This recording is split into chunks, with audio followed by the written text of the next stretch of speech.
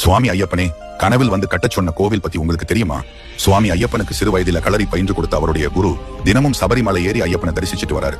இப்படியே இவர் தினமும் சபரிமலை ஏறி ஐயப்பனை தரிசிச்சுட்டு வராரு. நாட்களும் போகுது, அவர் வயதாகி முதுமையும் அடைகிறாரு. வயதான நிலையில சபரிமலை ஏறி ஐயப்பனை தரிசிக்க முடியவில்லை என்று ரொம்பவும் மனம் வருந்தி போறாரு. ஒரு நாள் அவருடைய கனவில் ஐயப்பன் தோன்றுகிறார். உடல்நிலை முடியாமல் உள்ள நீங்கள் இனி சபரிமலைக்கு வர வேண்டாம். வேம்பு நாட்டு அருவியில் ஒரு மரம் மிதந்து வரும். அந்த மரத்தை கொண்டு எனக்கு இங்கு ஒரு கோவிலை அமைத்து வணங்கி வாருங்கள். என்னுடைய சக்தியில் 3/4 பங்கு இந்த கோவிலில் தான் இருக்கும் என கூறிவிட்டு ஐயப்பன் மறைந்து போறாரு. அடுத்த நாள் ஐயப்பன் கூறியது போலவே அருவியில் ஒரு மரம் மிதந்து வருது. அந்த மரத்தை வைத்து கோவிலும் கட்டுறாங்க. இப்படி ஐயப்பன் கனவில் வந்த கட்ட சொன்ன கோவில் கேரளாவின் ஆலப்புழாவில் உள்ள 3/4 வட்டம் கோவிலாகும்.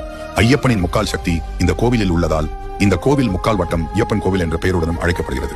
சபரிமலையில் உள்ள ஐயப்பன் கோவில் நடை திறக்கும் போது இந்த கோவிலின் நடை சாத்தப்படுகிறது. காரணம், ஐயப்பனின் முழு சக்தியும் சபரிமலையில் இருக்க வேண்டும் என்பதற்காக. ரொம்பவே ஆச்சரியமா இருக்குல்ல?